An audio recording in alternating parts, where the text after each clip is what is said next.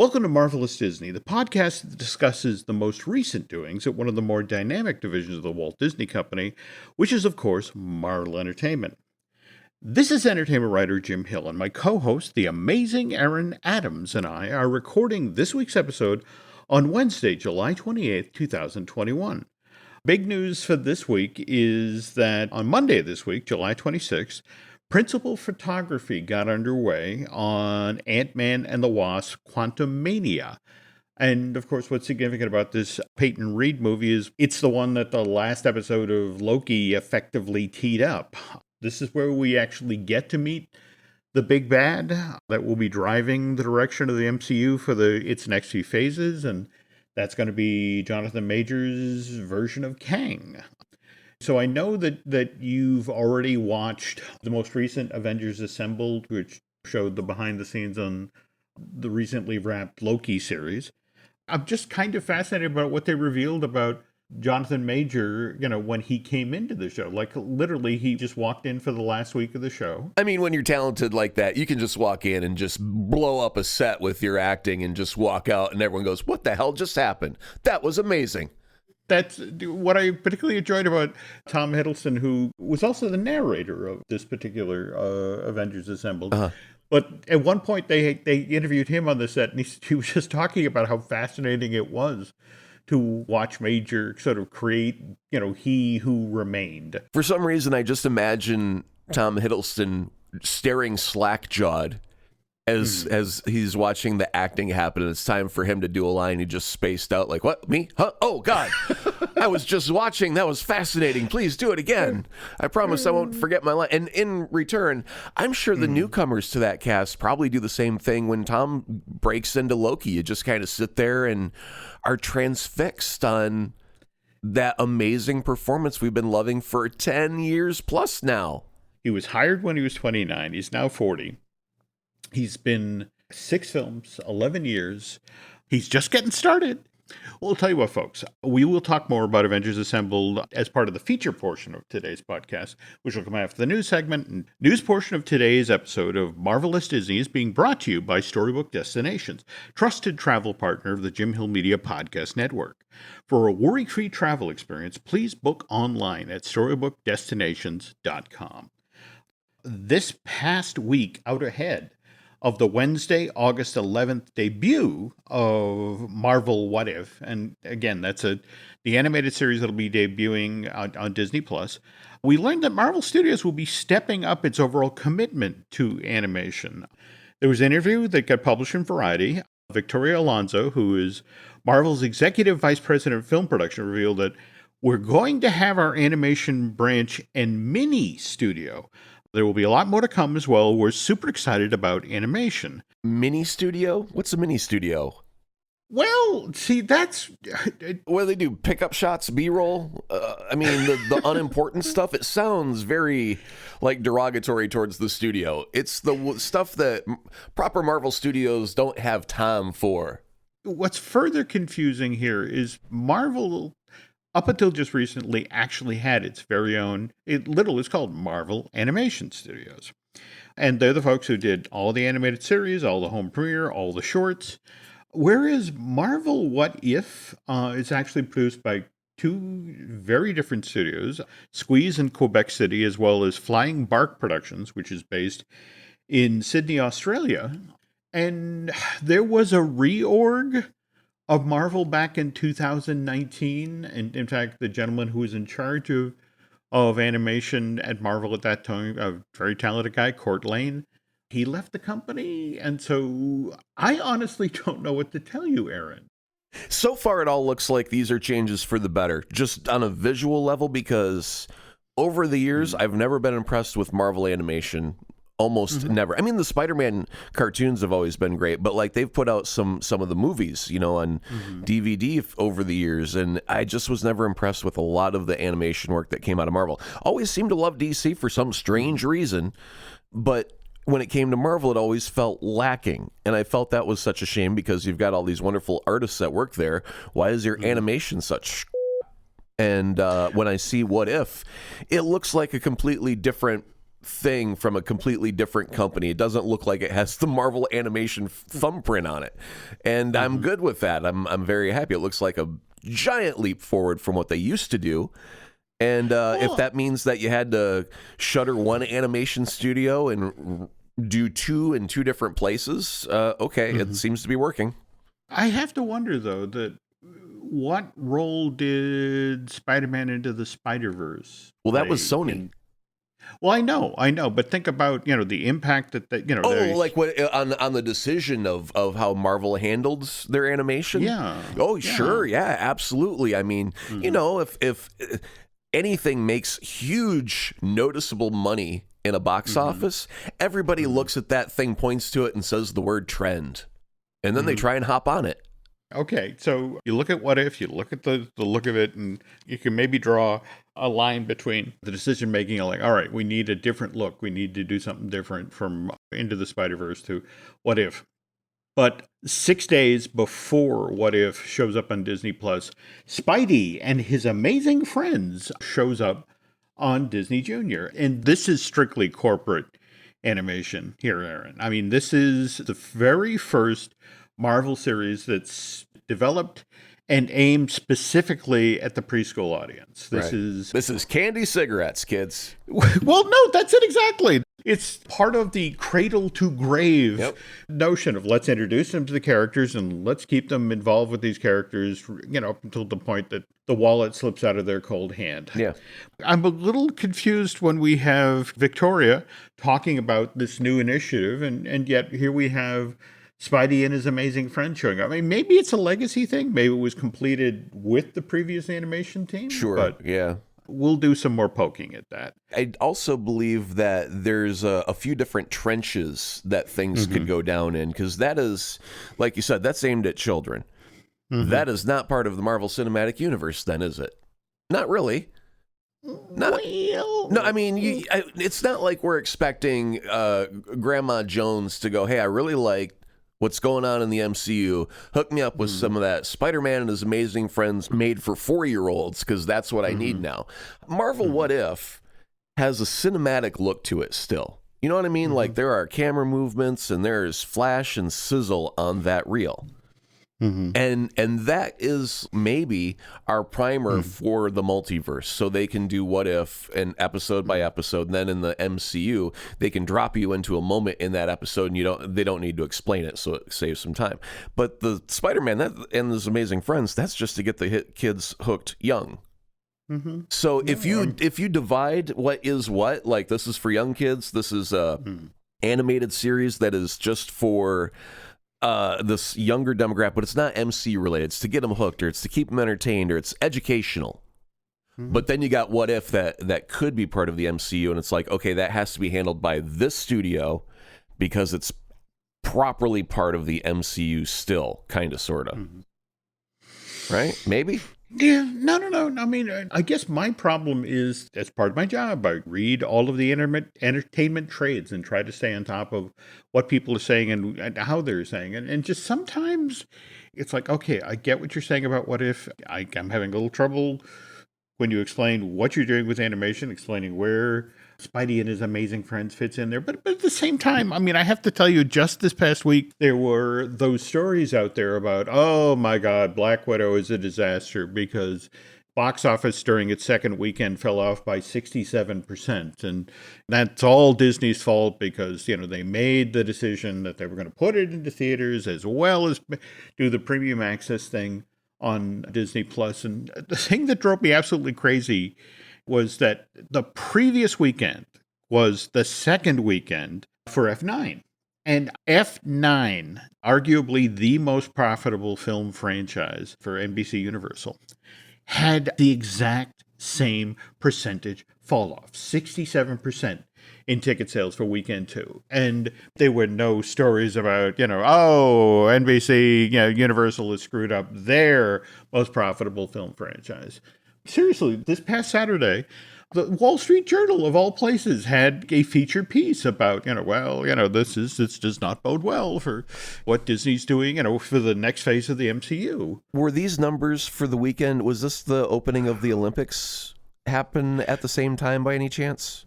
I want to say yes. Because if that overlaps, I mean, that can explain a lot of stuff. I mean, sometimes, Jim, a lot of your stories on Disney Dish will jump back to an Iran oil embargo. That thing, I mean, Yes, seriously, yes. it did not affect just one thing. There were a lot of things in that moment of time that were affected by that. Same thing here. Olympics are happening. People's viewing habits change because you only get this stuff once every 4 years. So yeah, if it were during the Olympics, I think you could put any blockbuster up there and it will drop 67% plus, because that may just be an appropriate percentage of people who are currently watching the Olympics during the weekend, and you will not get them to deviate their eyeballs for any reason. On a parallel track, the trades on Monday were talking about how, oh my God, look how low the viewing was for the Olympics this time around. Sure. So I get that. I get that it's like the six blind men standing around the elephant. Yeah, totally. People are going to get different takes on different stories. But Jim, you keep talking about the landscape and how it's terra incognito and it's shifting in real time.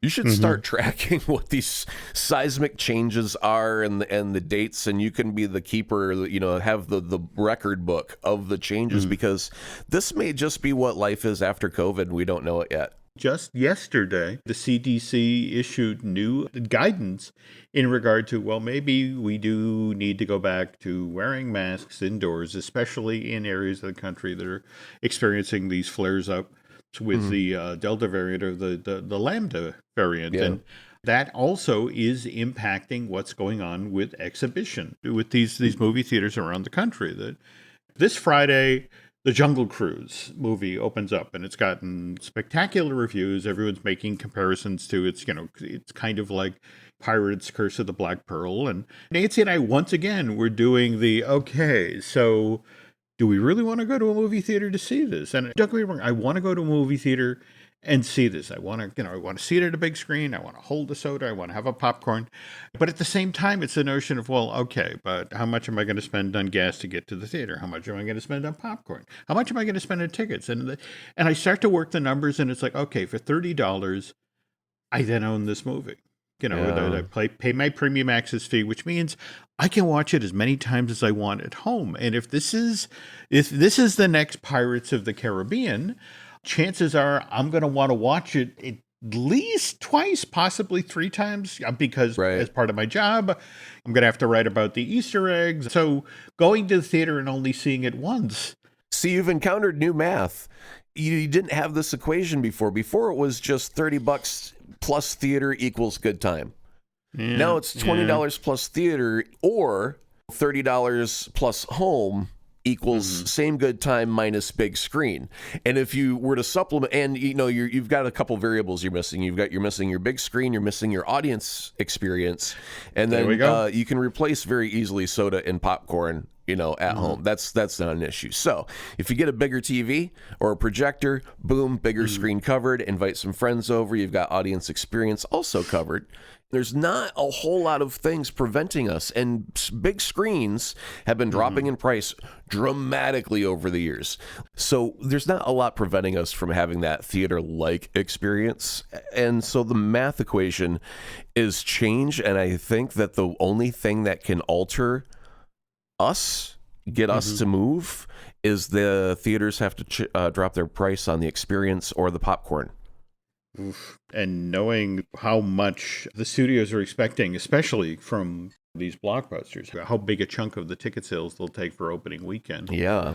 Jungle Cruise is the very last theatrical release and premium access. In fact, 5 weeks and 3 days from today, Shang-Chi and The Legend of the Ten Rings opens only in theaters. So if you want to go see this movie, you got to go there. And in fact, the Wall Street Journal article did point out the fact that the one variable here is, remember, premium access gets you that movie basically for 90 days. But at the end of that 90-day period, for example, Black Widow. Black Widow will be available for anybody who subscribes to Disney Plus So August, September, or early October. So there are, in fact, people who can do math. The notion of I'm going to pay $30 to either go see it in the theater or I'm going to pay $30 at premium access. Like, screw that. I'm waiting 90 days till when it shows up for free on Disney Plus. Yeah. And because Disney has to put that info out there that, in 90 days, this will be available. How many people are actually doing that? How many people are like, I can wait? If you do cable cutter math, it was like I used to have a cable bill of like $200, so I cut the cable and give it to the man. And then I got to go pay $20 to Netflix, and I got to pay $20 to, this streaming service, and $15 for that one, and $5 a month for this one, and $6 for that one, and all of a sudden my streaming bill, a la carte style, $200 a month. Yeah. It's so funny that Nancy and her nieces are huge Star Trek fans. And let's be honest, so am I. So it's one of these things where, every so often we'll turn off Paramount Plus. Because, again, flinty New Englanders. But, we're coming up on the launch of the new season of Lower Decks. And it's like, okay, fine, give Paramount Plus some money because I want to watch the show. But you should do it after the season is like halfway through. Because that way you can do a little power binge, and then you got to do a week by week when you get to the last couple episodes. That's how an intelligent person would handle it. Again, the problem is I want what I want when I want it. Sure. And it's just sort of like, okay, it starts now. So here's my money. Show me my Lower Deck. And apparently Paramount Plus knows this because the only time their cash register rings is when they publish some Star Trek stuff on that thing. Otherwise, is just dead air. And so, yeah, right. I mean, it's like they're just screaming into the void, and there is nobody listening. And then they go, we put out Picard, and somebody goes, money. Here, take some money. And then Picard goes away, and it crickets again. And then they go, Star Trek, animated Star Trek. Here, take some of that. They go, money. And then that goes away and crickets. So I think that Paramount Plus could just be called Star Trek Channel, and they're trying to fill that void right now. I don't think you're that far off. I remember they just rebranded from CBS All Access, and Lord knows there's enough Star Trek. They could do a Star Trek channel. But pivoting back to Marvel, we were just talking about the start of principal photography on Ant-Man Quantumania. I know we've talked previously about how a month or so back they started work on Black Panther Wakanda Forever. Been kind of interesting about the number of photographs that are leaking from the set. The photo just this week of a giant water tank that has been set up. Evidently, they're not just shooting at Trilith Studios, they're also doing some work over at Tyler Perry's setup in Atlanta. And so here's a shot of a giant water tank where they'll be shooting this week. And I don't know if you've been following the whole Namor theory that's bubbled up about the next Black Panther movie, that there was a line in Endgame. It's that scene where Natasha is sort of touching base with, they do the whole 5-year jump, and everybody's sort of checking in from their corner of the world. And it's Okoye, am I saying the name right? She talks about how they just recently noticed that there's some seismic activity in the ocean on the African plate. And supposedly that was the breadcrumb to set up the whole Wakanda versus Atlantis war. That's the story that's kind of bubbled up, that, what actually starts this film off and how they get T'Challa off the stage is that there are assassins that come from Atlantis that take out Black Panther. And getting back to the photography that's been coming in off the set. And it's one of the things, Marvel's usually much better about sort of clamping down on this sort of photography, but evidently that somebody's gotten onto the set where the throne room was. And there's what clearly is a memorial that's set up off to the side. Somebody got photos of it. And the sad part of it is that because they published a book last year called The Wakanda Files, which actually includes the Wakandan alphabet, that people have actually been able to translate what's written, as, and it's like, rest in peace and King T'Challa and Death of Qui-Gon Jinn is what it says right there. Off soundtrack of episode 1. Yeah. So we'll all know for sure. And in fact, this time next year, Black Panther Wakanda Forever will have been out in theaters for 3 weeks at this point. But I'm kind of surprised that, normally they're so much better than this. But I guess the problem is this time around, they made a decision that Black Panther Wakanda Forever would be so much bigger than the first film. So I honestly think they're trying to change the narrative of the movie at the moment, because so far every time anytime anyone says Black Panther 2 Wakanda Forever and they're going to film without star Chadwick Boseman because he's dead. That's the summary of everything that's ever been said about that movie thus far. Interesting point. Okay. I can't think of any. There's no villain. There's no hero. There's no who's going to play what. There's just the fact that we are making a movie without the lead actor is the only thing that's ever been said about this movie forever. And I think Marvel needs, if they are indeed behind their own leak, it's because they want to change the narrative to Namor. We got a Namor thing possibly, huh? Look at that, guys. A tank of water. But you see, now the problem is I've worked with you long enough now that I get this info, I gather it for the show, but at the same time I'm sitting here with my little Tobey Maguire detector, waiting for word to come out about Spider-Man, No Way Home. And think about it, we're less than 6 months from this thing, less than 5 months, I think, at this point, from it being released to theaters. No teaser trailer, no trailer, no images, no poster. Hey, same thing for Matrix 4, by the way. Let's not just put Spider-Man on a pedestal for being shy for no reason. There's other movies out there that are getting ready to come out at the exact same time that have not shown a peep of what they're about. Interesting point. Okay. Yeah. Go ahead. All right. Well, what we will have long before then, September 3rd, Shang-Chi and Legend of the Ten Rings, and Sammo Lee. You got to remember that Sammo made his first appearance in front of Marvel fans at Comic-Con 2019. So he's backstage with all of these people who've been in the Marvel movies, and Tom walks up to him and just sort of pulls him aside and said, okay, I want to give you some sense of what lies ahead. Tom said, you just got to enjoy it. You just got to accept the good along with the other stuff, and accept the fact that if you go on vacation somewhere to a random island, there are going to be people who still know where you're from. That's how far-reaching and pervasive the Marvel movies are. And again, speaking of Tom Hiddleston, when we get back from this commercial break, Aaron and I will take one last look at season 1 of Loki. The family that vacations together stays together. At least, that was the plan. Except now, the dastardly desk clerk is saying he can't confirm your connecting rooms. Wait, what? That's right, ma'am. You have rooms 201 and 709. No, we cannot be 5 floors away from our kids. The doors have double locks. They'll be fine. When you want connecting rooms confirmed before you arrive, it matters where you stay. Welcome to Hilton. I see your connecting rooms are already confirmed. Hilton, for the stay. Every story you love, every invention that moves you, every idea you wished was yours, all began as nothing. Just a blank page with a blinking cursor, asking a simple question. What do you see? Great ideas start on Mac. Find out more on apple.com/Mac.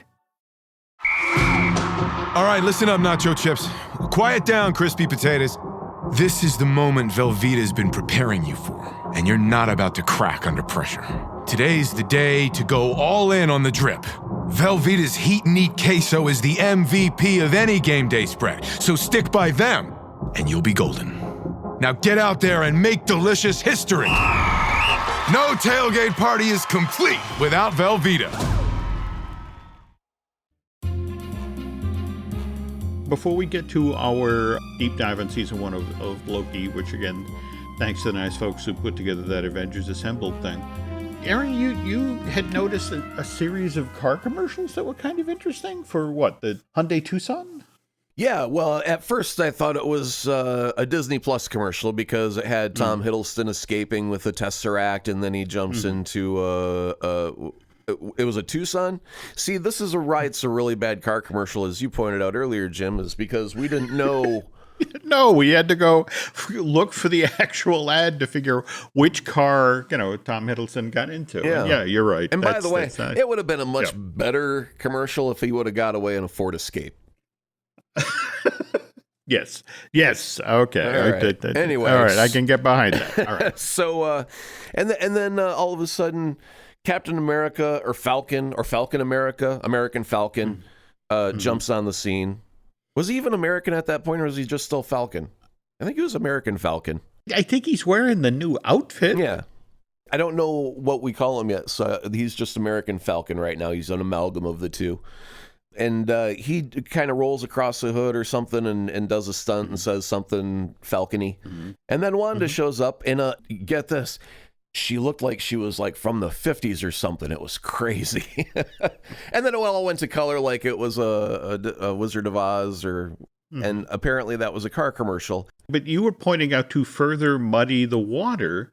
Didn't we also get Anthony doing ads for Disney Plus where he was seemed to be he was like doing some narration or something and it went straight back to WandaVision, Falcon and the Winter Soldier, Loki. These wonderful, highly praised shows are only available on Disney Plus. And if you were to run the two back to back, the two commercials in the same stop set, you wouldn't know where one ends and one begins. It would just blur into one long MCU ad with a car. And maybe these are the Tucson. I'll never remember. You guys, you that up by the way, but okay. Somewhere there is a Hyundai executive climbing out his window onto a ledge right now. But yeah, so you wouldn't see where one ends and the other begins, and maybe this is the new what the agents drive. They'll put some flashy lights on it, paint it black, and it'll be the new Shield vehicle, I guess.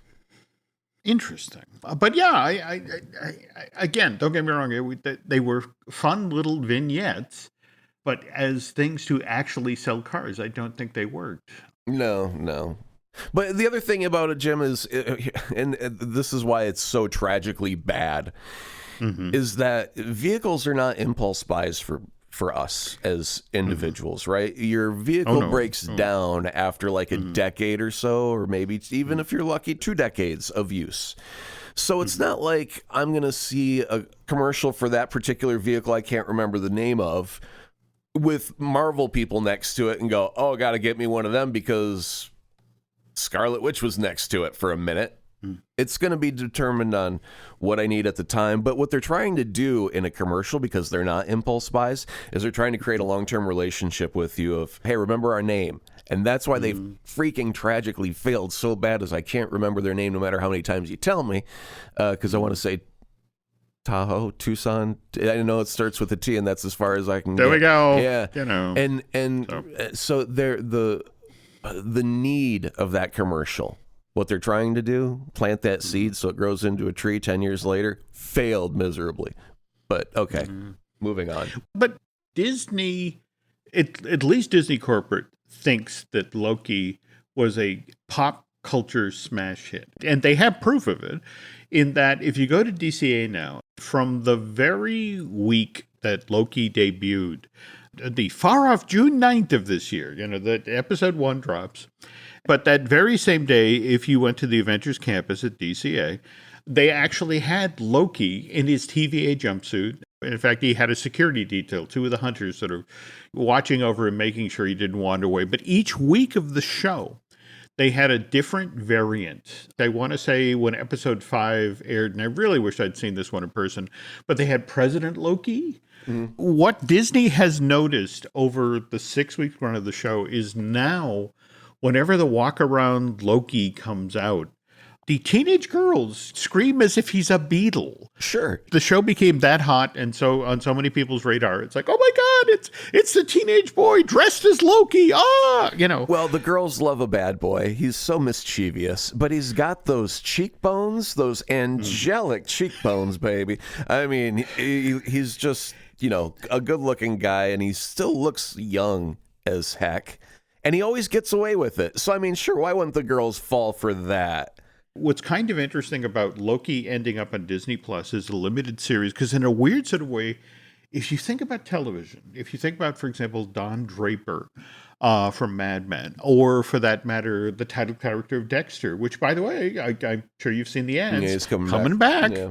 But it's television is the home of the anti-hero. It's the place where, because you have, rather than 2 hours of screen time, you have multiple episodes, you can actually build sympathy for a villainous character. And in the case, the interesting about, I think we talked about this, Tom Hiddleston has been in 6 MCU movies, 11 years on the job. But if you count up all of his time on screen, it's less than 2 hours. But he's a good-looking guy. It's a fun performance.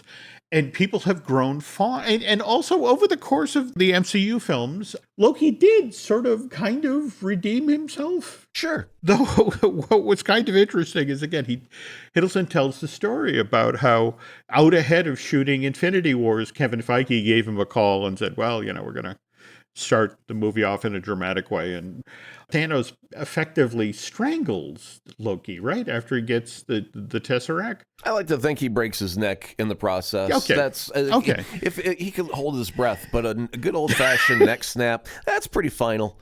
There you go. Yeah. And there's this wonderful moment, I guess. It's like the second or third day on the set of the original Thor. It's the moment where he finally gets to put on the Loki helmet, and Hiddleston is so ridiculously excited because, the helmet. I mean, this is my crown. And, it's just sort of like, he really enjoyed playing this character. So it was like the notion of like, oh, well, they're going to kill him, and I guess that's it. And it's been fun. In fact, I was lucky enough to be there in person to see this happen. This is 2013. Comic-Con Hall H, and the hall goes dark for the Marvel presentation, and when the light comes up, who's on stage but Tom Hiddleston in his full Loki outfit, and he proceeds to extort the audience and say my name. And he gives this amazing speech as Loki, and it was one of these things where, Kevin Feige is on stage watching this audience just fall in love with this performer doing this character, and it's like, I know we're killing him, but we got to find something else to do with Loki. Then the Tesseract escape scene in Endgame gives them basically their get out of jail free card. Yep. And they then start talking about, well, all right, so maybe we could do the limited series with Loki keying around time travel. But again, what I felt was interesting, they talk about on the special about how they didn't want to do Quantum Leap. And no disrespect to folks who like Quantum Leap. They didn't want this to be a series where, 1 week Loki is riding with Paul Revere. They wanted this to be about something. They did make it into the story about self-acceptance, about learning to become comfortable with who you actually are. And they also kind of got into the vanity of Loki, because if Loki were to fall in love with anyone, it would be some version of himself, right? No, absolutely. I mean, but you have to also respect the fact that the actress playing Sylvie does such a prickly character who eventually revealed her vulnerability. And in fact, there's that wonderful moment in episode 6 where it's like, you can't trust and I can't be trusted. So it's like, how are we ever going to have a lasting relationship? Oh, if they were to have children, they'd all be blindingly beautiful and just evil as sin. You couldn't trust a one of them, those little rapscallions. Monsters, all of them. Well, no. Conversely, though, I have to admit, I do love where they just have Owen Wilson and Tom Hiddleston standing side by side talking to the camera. Because, these two are very comfortable and enjoy each other's company. But I got to tell you, the thing that almost made me wet myself laughing was the fact that Tom Hiddleston was talking about how he had done Shakespeare. And the experience he had playing Shakespeare was very, very fulfilling. Being on the stage in front of the many people. And then at some point he asks Owen, have you done Hamlet? And Owen's like, I think he was just trying to be polite, man. He's like, oh, hey, have you ever done Hamlet? Wow, man, that's great. Thanks. But what was interesting, that Hiddleston actually went on to say, well, you could have done it in school. Yeah, I mean, just trying to sort of give him a get out of jail free card. But then later in the interview, he was talking about, well, what's your favorite Shakespearean play? And it's like, well, Two Gentlemen of Verona. And then Owen actually does the opening line of Two Gentlemen from Verona. Yeah. So it's like, these people can surprise you. But that's what the other thing, frankly, that they laid down that I thought was so interesting about Mobius is that he's the classic rascally detective. They have him in his off-the-rack clothes. Mm-hmm. I could draw a relatively straight line between Owen Wilson's take on Mobius and what Peter Falk does with Columbo. Because again, in both cases, it's like, this is a guy you don't want to underestimate. He'll make you comfortable and you'll reveal something. And that's what he uses. But it's a great performance.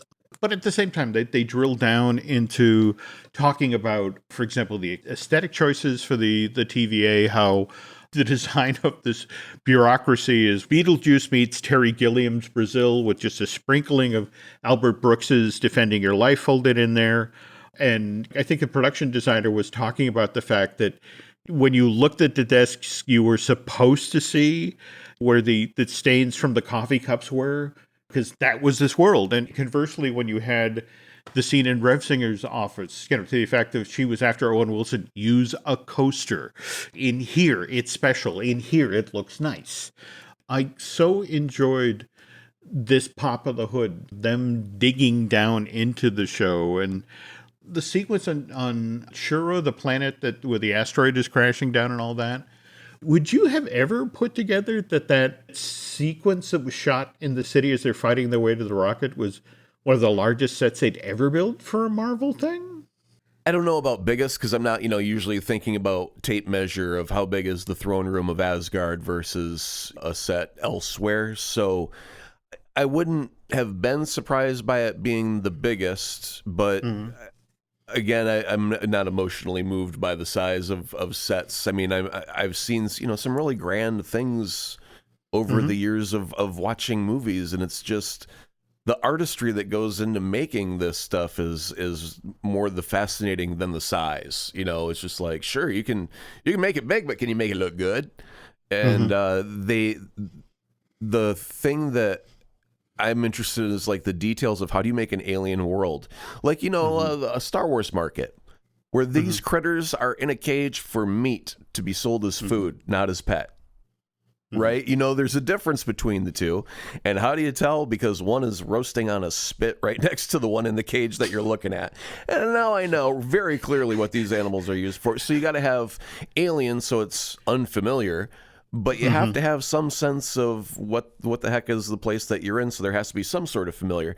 And they did talk a little bit about they had some things that made sense and some things that made absolutely no sense in the set because it was alien. And it should be a little bit of like, what's that for? And it's like, oh, well, that's, some made up gibberish that you don't need to understand because it's some set piece. It don't matter. That's one of the things that was so enjoyable with Loki, about subverting expectations. Again, that's familiar, that's not. For example, they talked about how the big battle on the world where time ends with Iolith, I want to say the big cloud monster. Alioth, there we go. That was supposed to be, okay, Marvel movies, this is our big epic battle that we always have in these things. But then to totally subvert things in episode 6, where it's literally a conversation between 3 people. No battle, just people sitting down in a mansion space that is supposedly carved all out of one asteroid, but at the same time heavily influenced by Xanadu from Citizen Kane or Grey Gardens, or, with just a hint of the Wizard of Oz throne room. They did reference Wizard of Oz multiple times as references and key moments that they were kind of calling back to or tipping their hat to. So I got to say the influence, it did come through in the show, because there are many times, just like when you see the timekeepers were beheaded and they were just clockworks, and you're like, a man behind the curtain moment. Come on, let's see it. Yep. So it was kind of nice to be affirmed. Yes, you were seeing Wizard of Oz 3 or 4 different times throughout this particular show.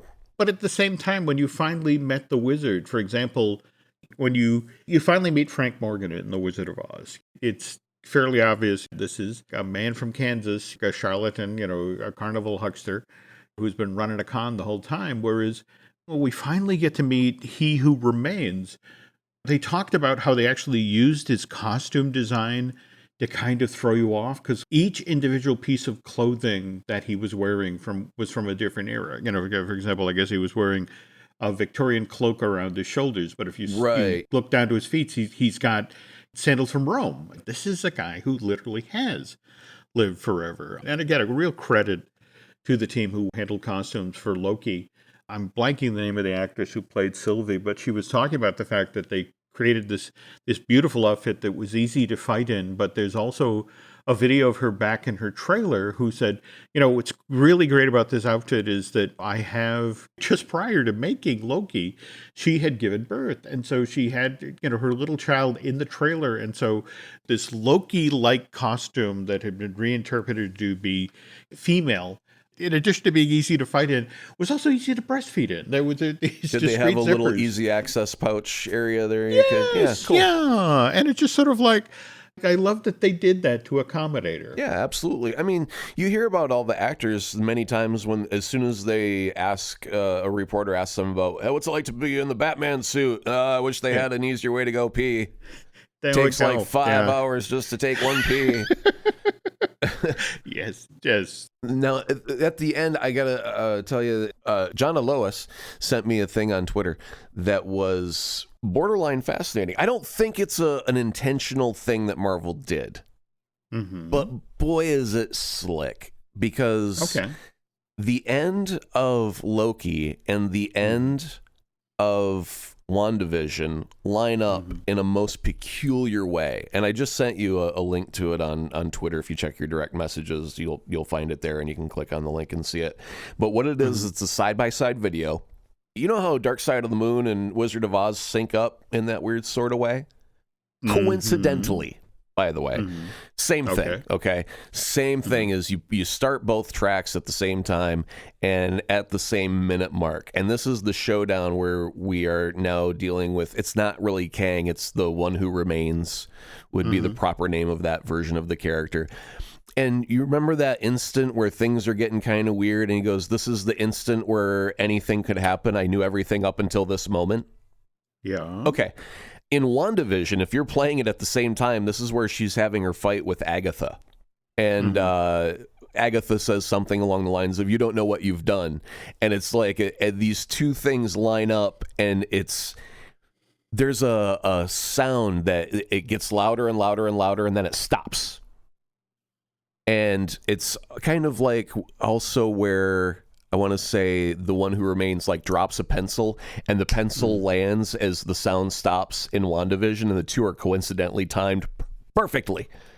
And it's Agatha saying, you don't know what you've done, and this is now He Who Remains saying, that the multiverse has begun. This, I used to know everything up until this point, now it could be anything. And I so think that this is just Dark Side of the Moon, Wizard of Oz coincidental. Oh, it would be neat if it were true. But I think if Disney really wanted to emphasize that this was happening at the same moment, they would have cross-cut an image from Wanda and put them side by side, or done something clever to indicate that the two are connected, truly connected, in that instant of where they're both happening at the very same time. So I don't think that Wanda's creating the multiverse at that moment. And beyond that, aren't we supposed to believe that it's Sylvie and all the various time bombs that she sent off to God knows where, because they never told us? But hundreds of time bombs that went everywhere, and all of these fractures that we're seeing on the timeline are those time bombs that she sent to inappropriate places. And that's what's indeed creating the multiverse. Ooh, I have to go look at this. Yeah, definitely take a look at it, because it looks amazing. I get what you're saying about Dark Side of the Moon and the Wizard of Oz, but it's still cool to watch it, and to watch the Scarecrow and Dorothy lean in to the woodsman as the heart, you hear the heartbeat on the record. Yeah. I mean, if it's a coincidence, it's still a cool coincidence, and I can't help but think that somebody on the Disney side is going to hear this and go, viral video! I don't care if it's not real. Let's put that together. Oh, sure, yeah, but it's just like putting the production, you're so focused on making sure that Loki is a great episode, but you're not going to craft down to the second so these things time up an Easter egg that you're not even going to reference in any way, shape, or form, and just pray that someone accidentally goes, hey, I wonder if I play these two at the exact same time, what would happen? Let's check it out. Yeah. Well, as long as we're sending people to look at interesting bits of video or that sort of thing. One final very odd factoid from Loki. It turns out that Loki as an alligator, the folks at ILM based that on a really for real alligator. It turns out if you Google Wally, somebody actually out there has an emotional support alligator. And so they have all this footage of, somebody carrying around their alligator as an emotional support animal. And someone that kind is carrying around the emotional support alligator for them because they have no fingers. Well, because sometimes their emotional support alligator gets hungry and just bites off your hand. Again, I have not checked up on this myself. Well, again, I got to go check to do the Twitter for the WandaVision Loki thing. But right after that, I'm going looking for Wally. So that's our last look at Loki for a while, one would hope, until season 2 bubbles up. And they actually talk about this as part of the show, that first season of Loki started shooting February 20th, 2020. And then with the COVID disruption, didn't wrap till 299 days later. So I haven't heard a word from anybody at Marvel Studios about, they have confirmed that season 2 is happening. There's also evidently a handshake deal in place for a season 3, but no news about when production of Loki 2 will actually happen. They've got a lot on their plate, and it just seems to be getting like a fuller and fuller plate. It's like, here's some more lasagna. Oh, by the way, do you like trout? Here's a piece of trout. Oh, by the way, we've got some chocolate cake. Let's put some chocolate cake right next to the trout there. Just slide that over. It'll be fine. French fries? You like French fries? Put them on top of the cake. Ain't got no room on the plate. I got some pudding. Put it on top of the trout. Pudding trout. It's almost like the fish custard, the fish sticks and the custard from Doctor Who, but it's pudding trout. It's the American version. Okay, I'm going to award you extra points for bringing it back to Doctor Who. So that is going to do it for this week's Marvelous Disney. By the way, we do have some other podcasts here at the Jim Hill Media Podcast Network. We, of course, have Disney-ish with Len Testa, Fine Tuning with Drew Taylor. If you could do Aaron and I a favor, if you could head over to Apple Podcasts and rate and review the show you're listening to now. Likewise, if you want to hand over to Bandcamp and subscribe, that would be helpful. In between shows, if you want to keep tabs on what we're up to, you can head over to social media. Aaron, where can folks find you on Twitter? At Azaprod. Okay, cool. Let's see, on Twitter and Instagram, you can find me and Nancy at Jim Hill Media, over on Facebook at Jim Hill Media News. That's going to do it for now. But seriously, folks, if you got 65 minutes and you want to learn, some amazing stuff behind the scenes of Loki, go check out the latest Avengers Assembled and make sure you catch the first episode Marvel What If on August 11th, because I'm pretty sure Aaron and I will be talking about that when it debuts.